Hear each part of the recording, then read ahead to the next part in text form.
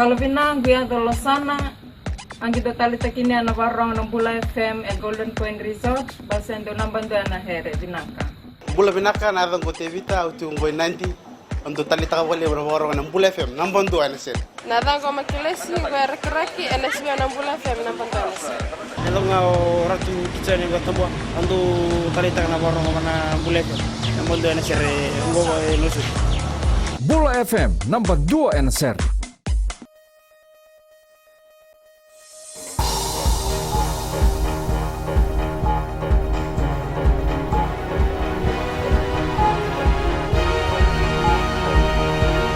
Good evening, this is FBC News. I'm Jackie Spate. In this bulletin, no confidence motion against Prime Minister defeated in Parliament.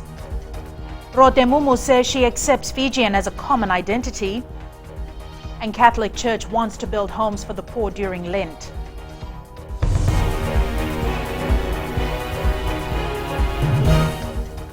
Opposition leader Rotemumu Kepa has changed her tune on a common identity, now saying that she accepts the term Fijian for all Fiji nationals. She was speaking in support of the motion of no confidence against Prime Minister Bainimarama. Ritika Pratap has more. Opposition leader Rotemumu Kepa is no longer averse to all Fiji citizens being called Fijians, a complete turnaround from party policy in the lead up to the 2014 elections and during previous debates in Parliament. I myself, I welcome it. I embrace it for everyone. Why it was not initially accepted, Madam Speaker, because it came through by a decree. And amongst all the other decrees that it came about, it was suddenly imposed upon us.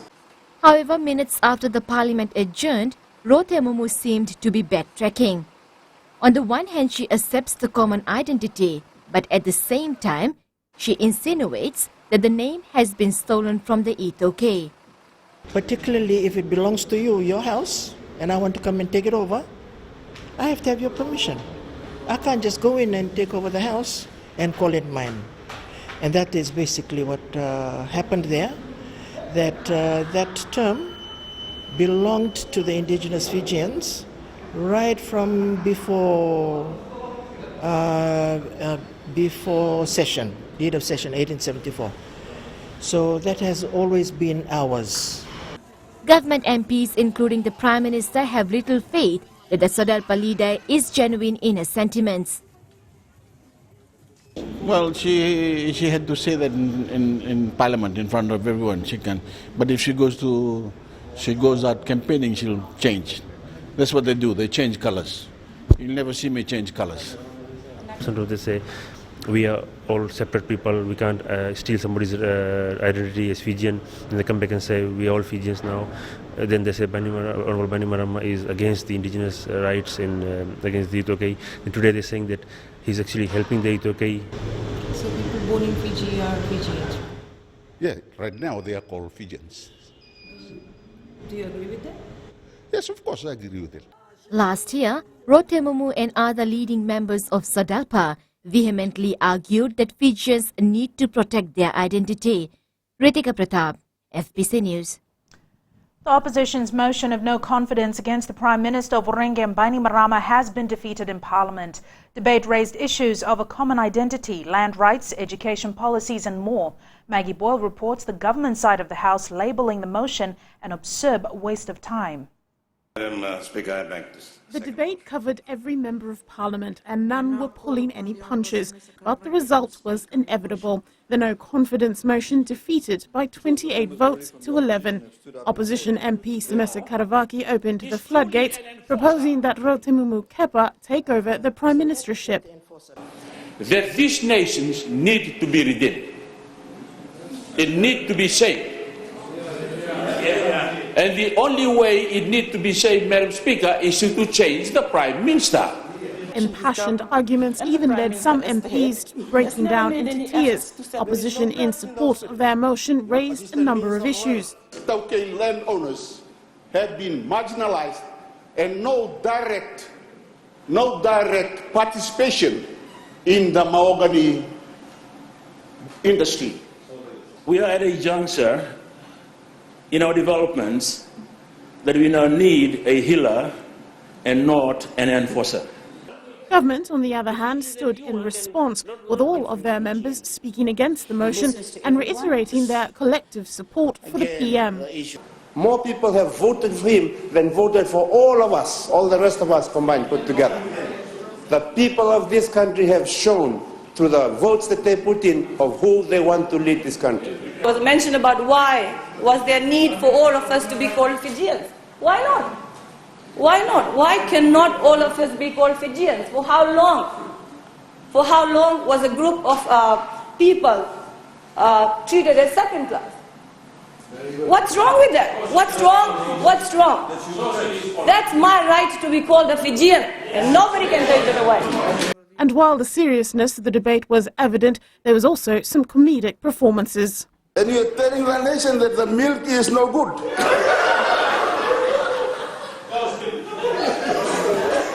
God gave milk to our mothers.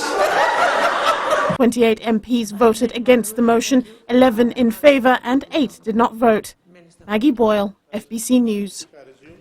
Prime Minister Vorenge Bainimarama expected the motion of no confidence filed against him by SODELPA would be defeated. Bainimarama had said he had been looking forward to the motion. Farzan Anisha has more. Speaking exclusively to FBC, Prime Minister Bainimarama said he understood the real intention of the motion against him filed by the opposition MP Semesa Karavaki. You remember I said in the last couple of days that we were looking forward to it because we know the intention of the motion, and it's not really to remove me because they know we have the numbers. The intention of the motion was to bring about all those issues they've been harping about for the last 2 years. They've been whining about those issues, and we know that. But see what happened, it backfired on them. Opposition leader Rotemu Mukepa, who believes the opposition is being silenced by the government, told FBC News she was trying to get Bainimarama out legally. The motion is a vote of no confidence in the Prime Minister, and we're doing that legally rather than carrying out a coup. So we are doing it by legal means. Bainimarama adds he was hoping the opposition would bring the motion because he knew what would happen. That's why I was hoping that they'd bring it, because the motion will backfire on them, and it did, very badly. I wish it was election week. I would have got all the votes. So with the rejection of the non-confidence motion, the parliamentary dispute of the past 2 days is over, and the government goes on. Farzan Anisha, FBC News. Prime Minister Vorenge Bainimarama has clarified that opposition leader Rotemu Mukepa is in Parliament as a politician and not as a traditional chief. Education Minister Dr. Mahendra Reddy made reference to whether Rotemu would ever sit on the ground or floor when talking to common people. Opposition MPs raised a point of order demanding that Dr. Reddy withdraw his comments. However, Bainimarama stepped in. She is here as a politician. She's not here as an Andy or Raw. That's what I have always talked about when I talk about leadership in this country. She is here as a politician. She should accept that. Thank you. Dr. Reddy was allowed to continue his speech by Speaker Dr. Chikuluveni. Coming up after the break, the story of a Levuka businessman who runs the only service station on the island.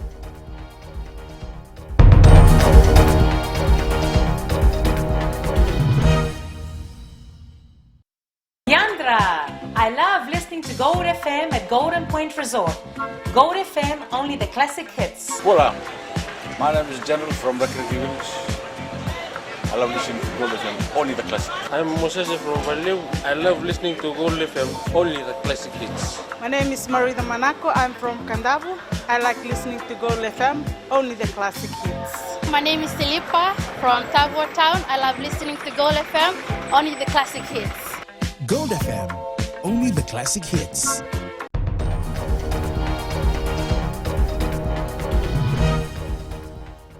Welcome back. This is FBC News. Attorney General Ayaz Said Qayyum says the opposition needs to re-look at the way they're functioning. There was also a call for ministers to be pro-Fiji in order to move the country forward. Ellen Stolz reports. Attorney General Aya Said Qayyum says members of the opposition need to come to terms with the fact that they're the opposition and not the government. The rationale, Madam Speaker, is a distraction. The rationale, Madam Speaker, is that you have an opposition that has not been able to remodel itself as an effective opposition. They have not come to terms with the fact that they are in the opposition. That is what every single party must do. Fiji First, in fact, had a plan that if it did not win, that they would, what an effective opposition they could make. Everybody needs to plan for the alternative. Madam Speaker, they have not been able to do that. So Opposition MP Semesa Karavaki said Fiji needs a leader who can heal the nation and said Rotemu Kepa was that leader.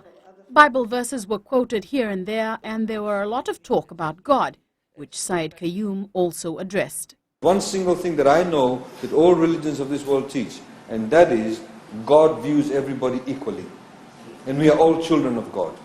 If we start from that fundamental premise, Madam Speaker, a lot of these arguments about quotations from different scriptures, etc., would not be debated today. Because that should be a value and a principle that should govern our individual everyday lives. Newly sworn-in MP Matai Akola also rose to contribute to the debate, saying that there was a need to be pro-Fiji and look at the betterment of the nation. Something that the Prime Minister had said, you have to be pro-Fiji. I stand here as a person who's pro-Fiji. Syed Qayyum also advised against fear-mongering tactics using land and golingoli to scare people. He added that the reality is Fiji is enacting great policies to better the lives of Fijians. Ellen Stalls, FBC News. Supplying fuel for both the rural and maritime community is a tough ask, especially if you operate the only service station that serves as a transit point for the Lomaiviti Princess.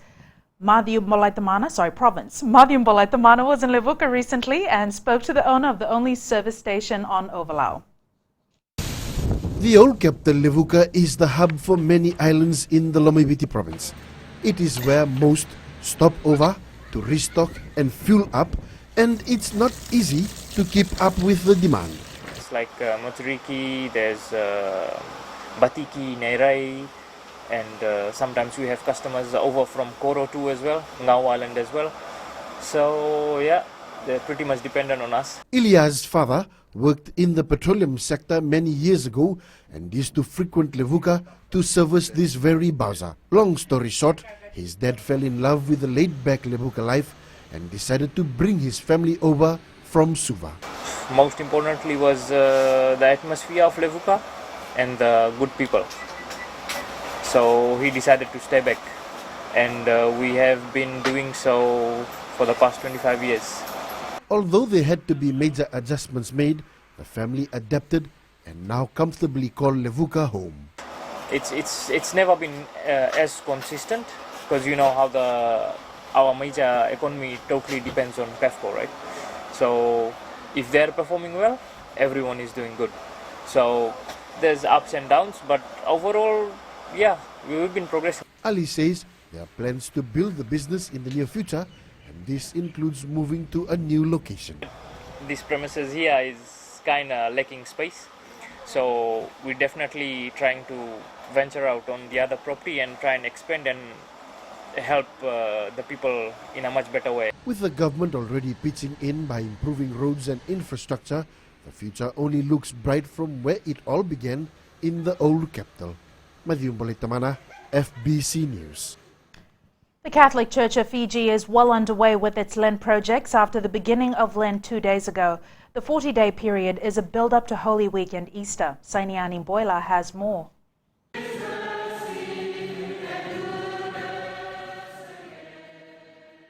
Land projects this year for the Catholic ministry will concentrate on needy families. Catholic Assistant Coordinator for Commission of Justice, Sister Mariana Tivorenga says, with Lent, it's all about giving. For this Lenten period, Lenten season, we have organized, the Catholic Church has organized the Lenten Appeal Program, where voluntary donations are received from individuals, from families, from Catholic schools, and all that will go towards the poor. Catholics during Lent will also sacrifice something dear to them. Together with the Lent projects are seminars that welcome everyone. Yes, we have a seminar which is coming up, a Lenten seminar, which will, it is geared towards the Pope Francis letter on the environment. And the encyclical letter is called the Laudato Si, and which will take 5 weeks of seminar.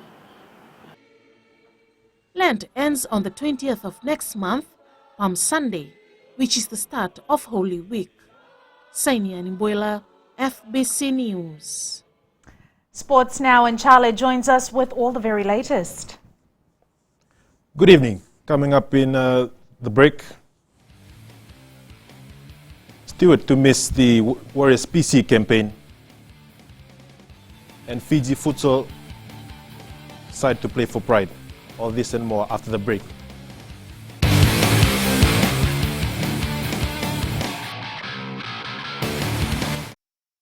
मैं हूँ रेहान खान गुरबो तालेबू के जैसे festival A grade है गुरबो में उसी तरह मिर्ची FM number 1 है गुरबो में एलिन लटका में मिर्ची एफएम को लॉक कर दिया जाए मिर्ची एफएम इट्स हॉट हम नकाशी से साइमान है हमारा फेस्टिवल जैसे नंबर 1 है वैसे मिर्ची एफएम नंबर 1 है माय नेम इज दिनेश हम नैंडी में काम करता है स्लीपिंग जायंट जिपलाइन में और Mirchi FM is hot I like it Mirchi FM it's hot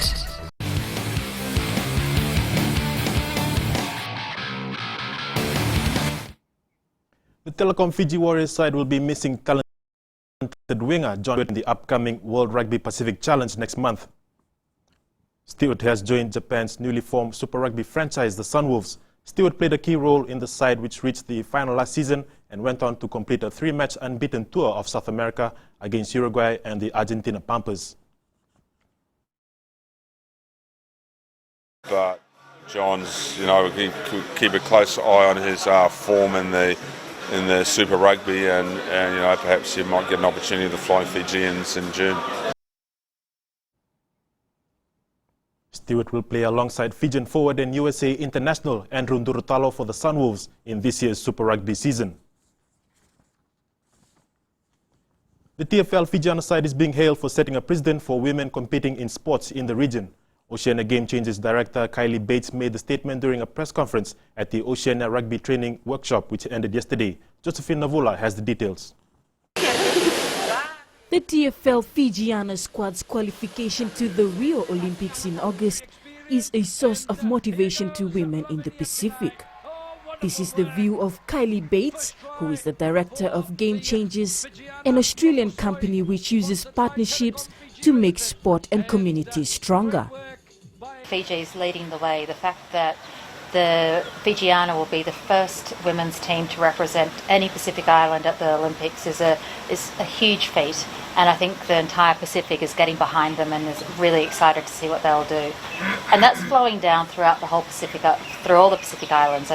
Bates says the achievement of the national women's side can create a lot of opportunities. The next step is to really use that excitement and profile to increase the participation in the women's game. And after we increase the participation, then anything's possible. There can be more women playing rugby in the Pacific if the sport is taken to their community. Rather than making women come to the rugby field, what we'd like to do is take rugby to where women are coming together around youth groups or vocational education. Meanwhile, the final TFL Fijiana squad was named yesterday and will be departing the country tonight for the Sao Paulo Sevens in Brazil next week. Josephine Navula, FBC Sports. The New Zealand Sevens team has escaped disciplinary action for having 8 players on the field in the closing stages of their draw with Australia in pool play at last weekend's Sydney leg of the World Series. World Rugby released a statement last night saying an investigation had found the incident to be an unintentional breach and no charges will be laid. The investigation has determined that while New Zealand did field 8 players, it was an unintended breach as a consequence of a number of factors relating to the management of replacements. 8 New Zealand players are seen on the field in the lead-up to Adi Savea's try, which levelled the scores at 17-all with time up on the clock. New Zealand went on to win the Sydney Sevens final, beating Australia 27-24. The Vodafone Fiji side will play for pride when it takes on New Zealand at the OFC Futsal Championship in Suva today. The Intia's Khan coach side has so far failed to impress fans at the meet and face a mammoth task taking on the All Whites. On a recent tour of New Zealand, Fiji lost all 4 matches. That's what I'm said. We compare with 6 weeks and 4 years and 6 years team. It's not a seasonal players. We don't have seasonal players. They have just started now. So they need to build that muscles. They need to build their body, their strength to last. Fiji will host the Kiwis at 8 p.m. at the Vodafone Arena. Earlier today, Tahiti beat New Caledonia 2-1, while the Solomon Islands side is currently taking on Vanuatu. The 2016 Vodafone Premier League was launched last night at the Fiji Football Association headquarters in Suva last night. The competition has come a long way since its inception 39 years ago. Rohit Deo has more. A new year with a new sponsor and 58 top-level matches to look forward to. The National League competition began close to 4 decades ago and continues to be the longest-running competition in Fiji football's history. Since its inaugural with our first sponsor Air New Zealand in 1977, the National Football League has grown bigger and better over the years. This year, as you all know, we have a new sponsor, and that is Vodafone Fiji, who has taken the additional burden of the sponsorship. Vodafone has been working together with Fiji FA for 6 years now and are pleased to come on board as league sponsors for the first time. Vodafone Fiji has been supporting the development of football in the country for the past 6 years. Our commitment to the sport is reflected by our continued sponsorship support to the Fiji Football Association. Ladies and gentlemen, we are once again delighted to extend our gesture of support as we bring on board sponsorship for this year's National Football League. Fiji FA CEO Bob Kumar thanked Vodafone for the $160,000 timely boost. Indeed, it is timely assistance from Vodafone Fiji, and at this difficult financial period, and Fiji Football Association is grateful for their assistance. The league begins this weekend with Lambasa to host Dreketi at Subrel Park at 1:30 p.m. on Saturday. Alba takes on Lautoka at Govin Park at 3 p.m. on the same day. On Sunday, Rewa plays Suva at 3 p.m. at Nosori's Ratuza Kambau Park. Alnandi takes on Nanronga at the same time at Prince Charles Park. Rohit Deo, FBC Sports. And finally, former Fiji Mbati rep Kane Evans is proud to show off his Fijian roots in the NRL All-Stars clash in Brisbane, Australia tomorrow. The towering second rower will be playing alongside Parramatta Eels star Semiran Randra in the exhibition match between the World All-Stars and Indigenous All-Stars, which is the final pre-season build-up event before the NRL season kicks off early next month. The NRL World Stars will face the Indigenous All-Stars at 8:50 p.m. tomorrow at Suncorp Stadium. And that was sports for tonight. Back to Jackie now for business.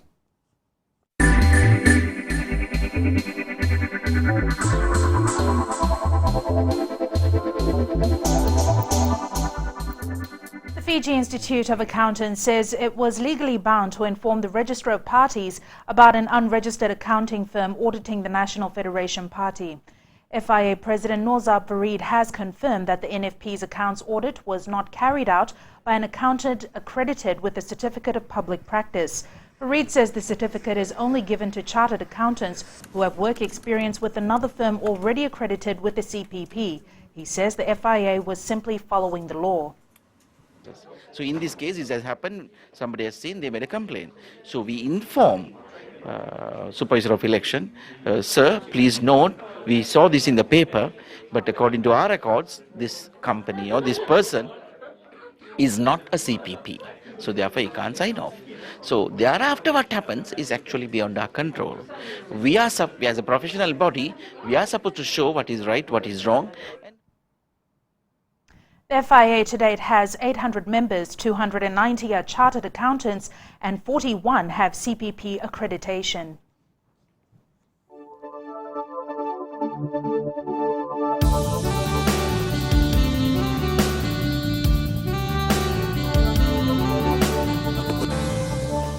As Cyclone Winston continues to move away from our shores, it has had some effect on the weather. Most parts of the nation saw a few showers last night and today, and more can be expected. Northern and western centres were the warmest, hitting 35 in Sabu-Sabu, 34 in Lambasa and 32 in Suva. It was a little cooler in the west, where Bayanandi reached 30, Lautoka 28. The west also got some much-needed rain. We can expect pretty much the same conditions tomorrow, with scattered showers and the chance of thunderstorms in most centres. Looking ahead to the weekend, the warm, humid conditions will continue. At sea, a strong wind warning is in effect for the Vatuira Passage, Yasawa and Mamanuca waters, with northerly winds gusting to 40 knots and rough to very rough seas.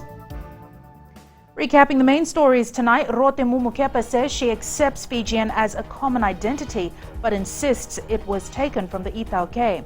Parliament defeats a motion of no confidence against Prime Minister Vorengem Bainimarama, and Catholic Church wants to build homes for the poor during Lent.